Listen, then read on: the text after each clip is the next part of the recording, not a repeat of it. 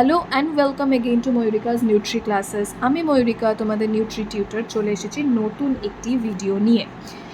UGC net 2024-এর upcoming ডিসেম্বরের এক্সামের জন্য যারা প্রিপারেশন নিচ্ছ, অথবা যারা এই সেপ্টেম্বরে যে এক্সাম হবে আবারও সেই এক্সামের জন্য প্রিপারেশন নিচ্ছ, তাদের হোম সায়েন্স স্টুডেন্টদের বলছি, তাদের জন্য এই ভিডিওটি কিন্তু ভীষণ রকম এফেক্টিভ হতে চলেছে। লাস্ট মিনিটের একটা প্রিপারেশন টেস্ট বা মক টেস্ট হিসেবে এটা তোমাদের কাজে লাগবে। যারা মাস্টার্সের জন্য প্রিপারেশন নিচ্ছ তাদের জন্যও কিন্তু এটা যথেষ্ট হেল্পফুল। এখানে দেখতে পাচ্ছ আমি ইনবর্ন এরর অফ মেটাবলিজমটাকে একটুখানি ব্রিফ করার চেষ্টা করেছি।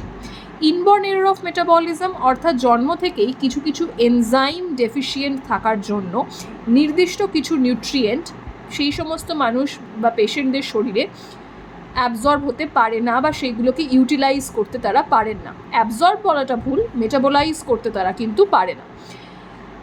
এই যে ইনবর্ন এরর অফ মেটাবলিজম, এই কথাটা প্রথমবার যিনি বলেছিলেন তিনি হলেন স্যার আর্কিবাল্ড গ্যারট। এই যে দেখতে পাচ্ছ স্যার আর্কিবাল্ড গ্যারট, যিনি কিনা 1902 সালে প্রথম এই টার্মটাকে বলেছিলেন। আমি আজকের এই পর্বেতে জাস্ট প্রোটিন মেটাবলিজমের যে সমস্ত ডিসঅর্ডার্সগুলো হয় আমি সেইগুলোকে একটুখানি জট ডাউন করার চেষ্টা করেছি। প্রথমেই যার নাম উঠে আসে সেটা হচ্ছে অ্যালকাপ্টোনিউরিয়া। এই অ্যালকাপ্টোনিউরিয়া যে এনজাইমের ডেফিসিয়েন্সির জন্য হয় সেটি হচ্ছে হোমোজেন্টিসেট অক্সিডেজের জন্য এটি হয়ে থাকে। এর কী কী সিমটমস হয়ে থাকে সেইগুলো নিয়ে আমি আরেকটা এপিসোড করব। ফিনাইল কিটোনিউরিয়া হচ্ছে নেক্সট। যে ফিনাইল কিটোনিউরিয়া তোমরা দেখতে পাচ্ছ ফিনাইল অ্যালানিন হাইড্রক্সিলেজের ডেফিসিয়েন্সির কারণে হচ্ছে। নেক্সট আমরা চলে আসি টাইরোসিনেমিয়া কিন্তু 3 ধরনের হয়ে থাকে। একটা হচ্ছে টাইরোসিনেমিয়া টাইপ 1, একটি হচ্ছে টাইরোসিনেমিয়া টাইপ 2 এবং আরেকটি হচ্ছে নিওন্যাটাল টাইরোসিনেমিয়া। টাইরোসিনেমিয়া টাইপ 1কে আরেকটি নামে ডাকা হয় যার নাম হচ্ছে টাইরোসিনোসিস। এই টাইরোসিনোসিস যে এনজাইমের অভাবে হয় সেটি হচ্ছে ফিউমারাইল অ্যাসিটোঅ্যাসিটেট হাইড্রক্সিলেজ। এই নামগুলো তোমাদেরকে মনে রাখতে হবে। বিভিন্ন ক্ষেত্রে যারা ইগনোর জন্য প্রিপারেশন নিচ্ছ মাস্টার্সে, তাদের ক্ষেত্রেও কিন্তু এগুলো ম্যাচিং দেওয়া হয়ে থাকে কোয়েশ্চেনে।